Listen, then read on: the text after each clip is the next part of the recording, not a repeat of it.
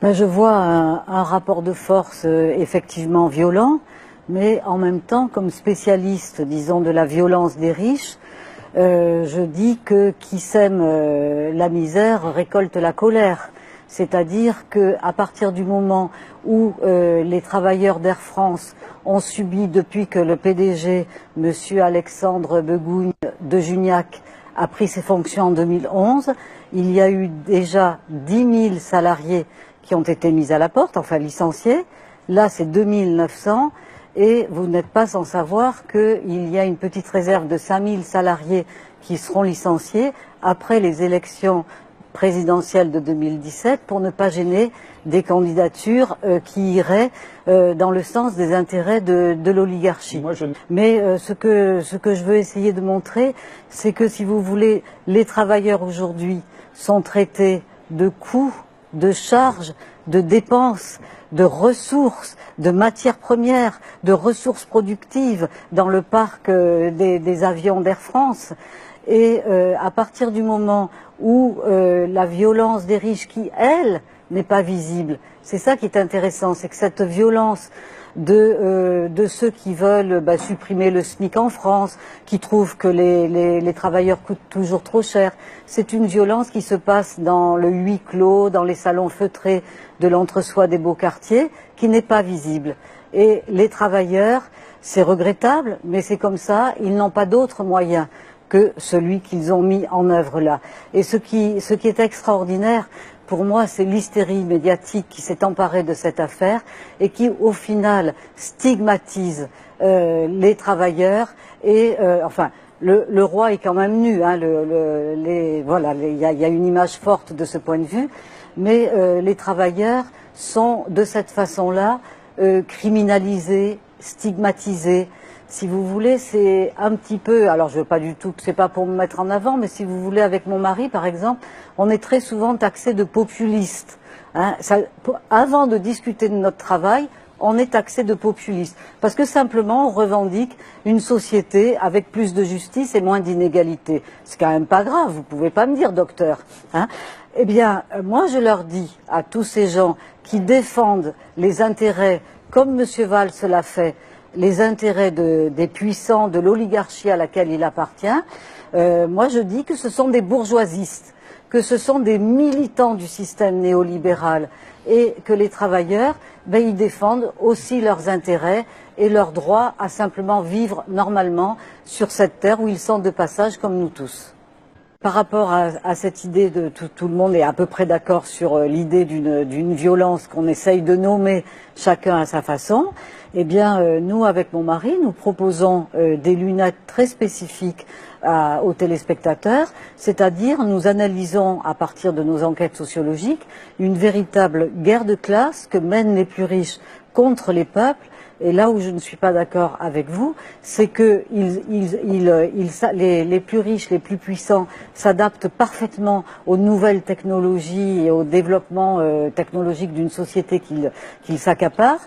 Et du coup, les travailleurs, les classes moyennes et les classes populaires sont laissés de côté. Et il y a une phrase du pape François que je trouve très belle. Il écrit les ouvriers sont passés du statut d'exploité à celui de déchet.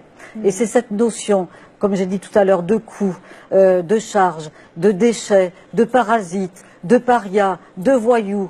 Alors que moi ou nous, dans nos enquêtes, qui sont les voyous dans notre dernier livre? Eh bien écoutez, ce sont les fraudeurs les plus riches, qui privent des recettes fiscales de l'État français des dizaines de milliards d'euros, qui font que s'ils payaient à la hauteur de leur fortune leurs impôts, eh bien nous n'aurions plus de trou de la sécurité sociale, plus de déficit et plus de dette publique.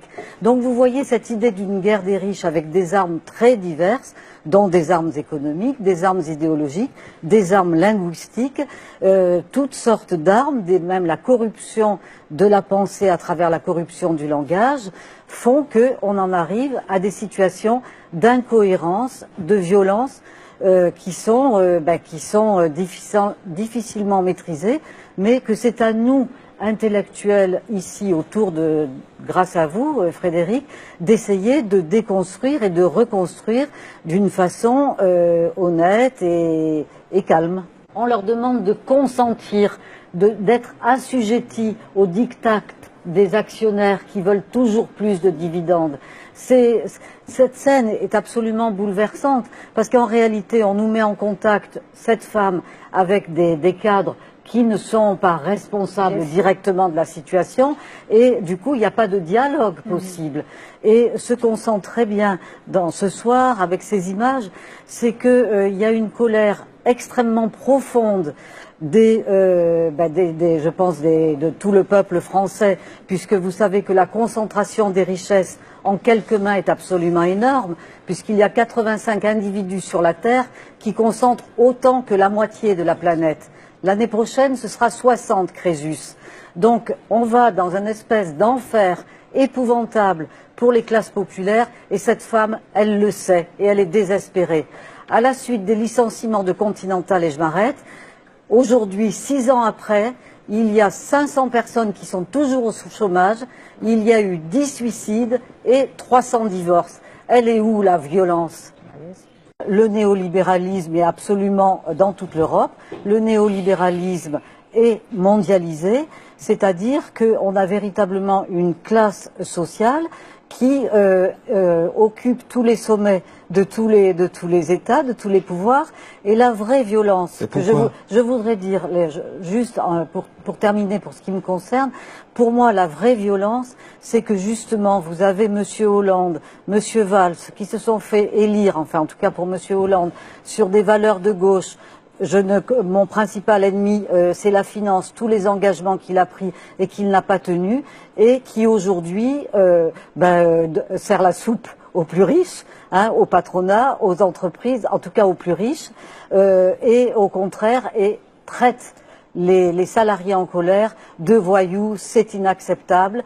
Et donc cette violence-là, c'est-à-dire une classe sociale consubstantiellement corruptrice, en quelque sorte, puisqu'il n'y a plus l'État, il n'y a plus la finance, l'industrie.